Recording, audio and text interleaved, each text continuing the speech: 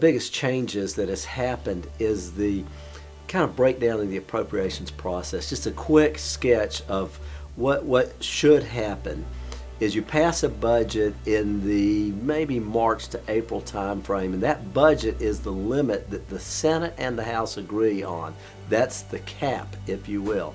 Then the budget is divided up 12 different ways into 12 different appropriations subcommittees. One of them's on health and labor, human resources, another one's on defense, one's on agriculture, for example. But there's 12 committees, 12 subcommittees. They're not all equally in terms of size, is not equally divided.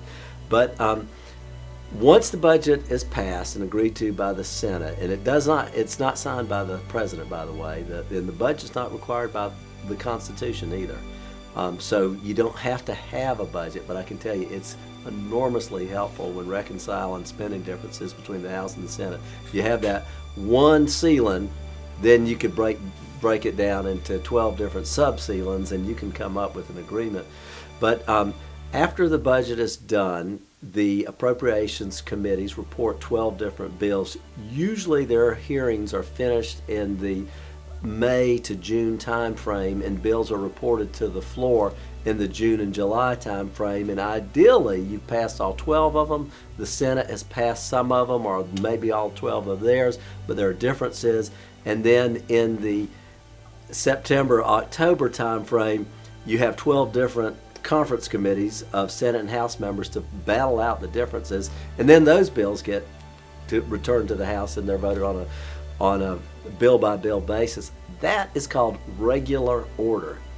We have not had regular order probably in about 10 years in the House of Representatives. What tends to happen is the Senate gets behind the House. For example, in 2014, the House passed 7 bills. The Senate did not pass any. And so instead of having 12 different reconciliations and 12 different conference committees, you basically have one. And it's really at the leadership level, the Speaker of the House and the leader of the Senate. And they might bring in other people in the room, but then you negotiate your differences. And I was part of that this year with Tom Harkin, who's the Senate lead on their version of the Health and Human Resources bill. But it's not as open of a process, and probably 2/3 of the House these days have never seen regular order. But I can tell you, in regular order, you get to scrub the bills a lot more carefully. There's a lot more debate. There's a lot more sunshine, far more scrutiny than this omnibus stuff that's been happening in the past decade. And it would be my hope, if you want to see anything on government reform, is to get a budget done so that you can have these appropriation bills subdivided 12 different ways. To follow up on that, do you want to ask about earmarks? We did cover it. Okay. But actually, let's go on that.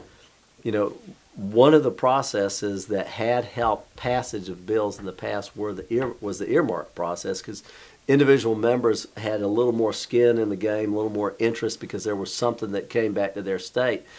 Without earmarks, people are less involved in the passage of these bills, and therefore you get a lot more people who say, I'm going to vote no, I can vote either way. And that can be Democrats or Republicans.